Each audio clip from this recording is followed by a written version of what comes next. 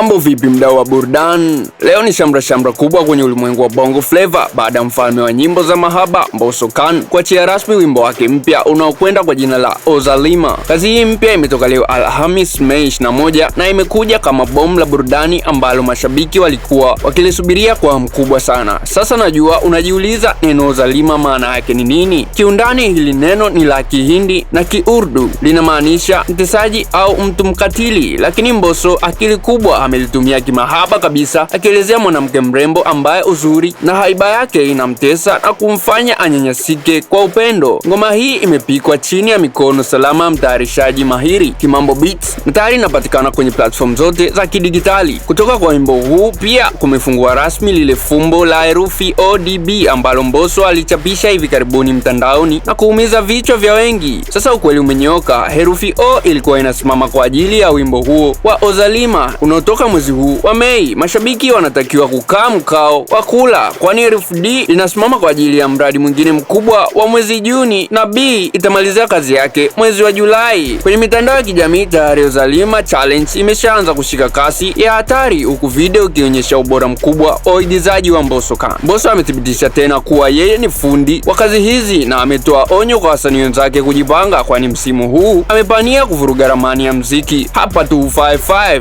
Je, wewe tayari umeshausikiliza wimbo huu mpya wa Ozalima? Na kama mwana Big Bongo TV, unaona Mbosso ametisha kwa kiwango gani ukilinganisha na ngoma yake iliyopita ya darasa la 7 pamoja na Buju? Tuachie maoni yako kupitia comment section hapo down, lakini pia usahau kusubscribe, like, share, turn on notifications ili uzidi kupata updates za matukio mbalimbali yanayojiri every time, everywhere, worldwide.